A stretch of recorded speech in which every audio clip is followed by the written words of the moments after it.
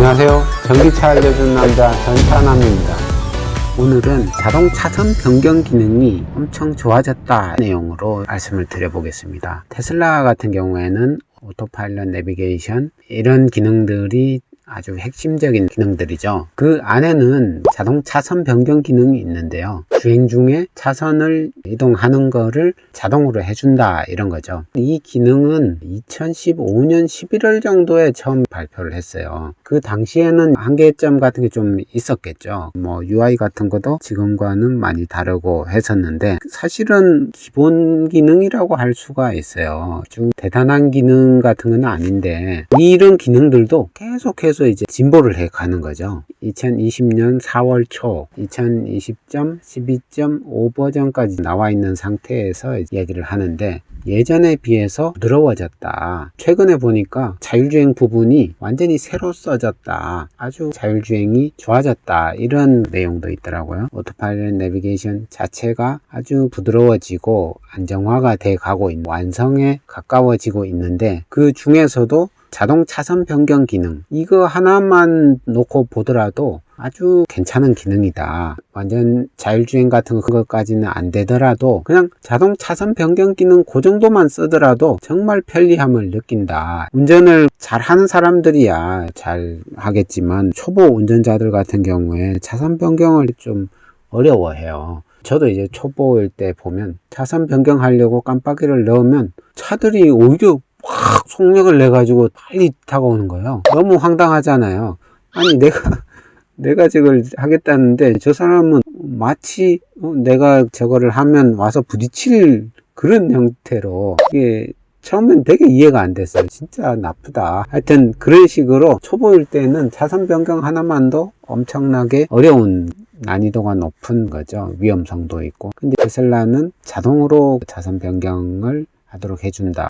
저 같은 경우에는 2019년 11월 달에 테슬라 모델 3를 받아가지고 계속 타보고 있는데 후기에 자동 차선 변경 같은 사실 되는지도 잘 몰랐어요. 그러다가 2019년 12월 말 정도에 오토파일럿 내비게이션이 되면서 제대로 이렇게 잘 작동하는 걸 봐서 되게 편리하다 이렇게 생각을 했는데 그때 이후로 UI도 많이 개선이 되고 점점 업데이트를 해 가면서 계속 부드러워지고 이런 것들이 많이 느껴졌던 거예요. 테슬라를 타시는 분들은 많이 사용을 하지만 테슬라를 타지 않으신 분들은 차선 변경이 잘 된다는 거를 잘 모르시는 분들도 있는 것 같아서 직접 해보면서 설명을 드려보도록 하겠습니다. 자동 차선 변경을 하기 위해서는 설정이 약간 고민을 해야 될 부분이 있는데 오토파일럿 내비게이션에서 차선 변경하기 전에 승인을 받을 것인지 안 받을 것인지 처음 하시는 분들은 그냥 승인을 받는 걸로 그래서 차선을 변경할지 말지를 내가 결정하는 결정권자가 나이도록 하는 게 좋을 것 같고 조금 해본 분들은 승인을 안 받아도 되도록 설정을 해도 될 것 같아요. 차선 변경 전 승인 대기 요거 아니오를 하면 자기 마음대로 차선을 변경을 합니다. 근데 예를 하면 차선 변경하는 게 좋겠습니다 라고 추천같이 하는 거죠. 내가 깜빡 넣으면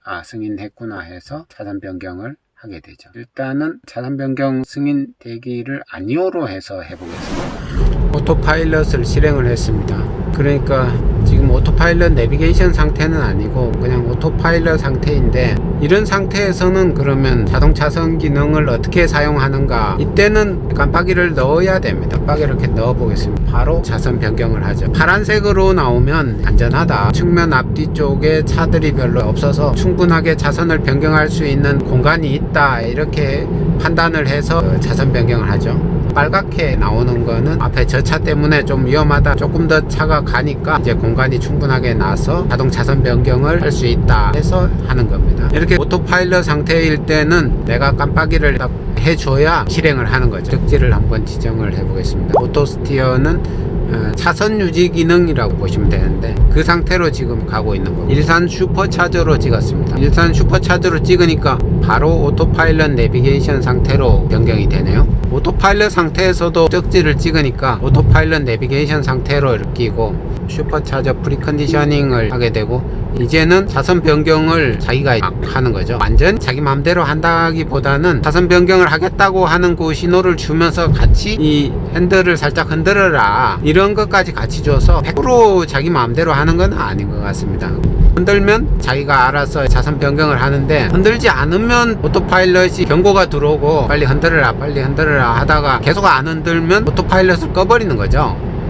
얘가 이제 페널티를 주는 건데, 어느 정도 운전자가 인지를 하는 상태에서 차선을 변경한다, 살짝 흔든다는 이 자체가 운전에 신경을 쓴다는 거죠. 오토파일럿 내비게이션 상태에서도 차선 변경을 따로 하고 싶으면 깜빡이를 넣으면 돼요. 이렇게 깜빡이를 넣으면 알아서 차선 변경을 해주죠. 지금은 좀 부드럽게 되도록 길게 2번 조그 다이얼을 이렇게 돌리는 것도 딸깍딸 하나씩 하면 1km씩 늘어나고 줄어들고 하는데, 주룩주룩 하면 5km씩 변화가 된다는 거. 지금도 차선 변경을 하고 있는데 차선 변경을 아주 잘하죠. 전방에 이 차선의 그 속도와 오른쪽 차선 왼쪽 차선의 속도를 측정을 하는 거예요. 이 차선은 주행 속도가 느린데 옆 차선은 좀 빠르다 싶으면 옆 차선으로 있는 거를 추천을 하고, 지금같이 승인을 안 받아도 되는 걸로 설정을 해놨을 때는 자기가 알아서 차선을 변경을 하는 거죠.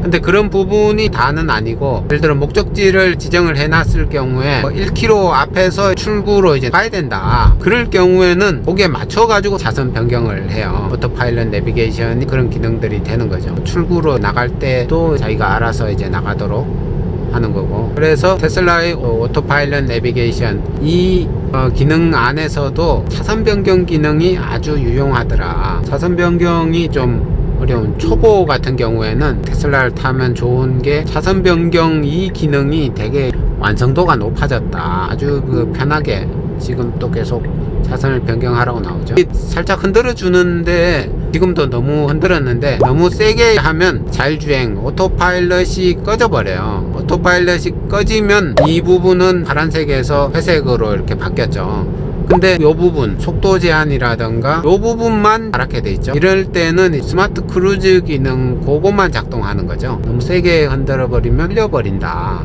다시 자율주행으로 돌아가려면 이 레버를 2번 당기면 다시 자율주행이 시작이 되고, 지금도 차가 들어오는데 이런 부분에서는 지금은 좀 위험한 것 같아서 껐는데, 브레이크를 밟으면 이게 꺼지죠. 차가 앞에 들어올 때가 제일 좀 위험해요. 근데 요즘은 되게 부드러워져 가지고, 예전 같은 경우에는 거의 차가 앞차와 부딪힐 정도 돼야 얘가 작동을 시작해요. 그러다 보니까 운전자는 되게 가슴 졸리는 거죠. 부딪히는 거 아닌가, 사고 나는 거 아닌가. 요즘 와서는 되게 좋아져서 미리미리 얘가 브레이크를 밟아서 작동을 하니까 운전자도 신뢰가 안전하게, 얘가 작동을 잘 하고 있구나, 신뢰, 믿음이 더 가게 되는 거죠. 차선 변경은 센서와 카메라를 이용해 가지고 합니다. 테슬라 같은 경우에는 센서가 12개 정도 달려있고 카메라는 8개인가요 달려있고 한데, 계속 촬영을 하고 센서로 차선 변경을 하기에 충분한 공간이 있는지 없는지, 차가 너무 느리다 그러면 악셀을 밟아서 속도를 더 높여 가지고 차선을 변경을 하고, 내 차가 너무 빠르다 그러면 브레이크를 밟아가면서 이제 차선 변경을 하고, 그런 것까지 다 잘 해주니까 자율주행 전체에서 봤을 때는 아주 큰 기능이라고 보기엔 좀 그렇지만, 소소하다고 하기에도 좀 그렇고, 아무튼 되게 편리하다. 다 이 기능들이 다 모아져야 완전 자율주행으로 가는데, 완전 자율주행으로 가는 기능 중에서 하나로 차선 변경 기능에 대해서 살펴봤습니다. 구독, 좋아요 부탁드리고요. 감사합니다.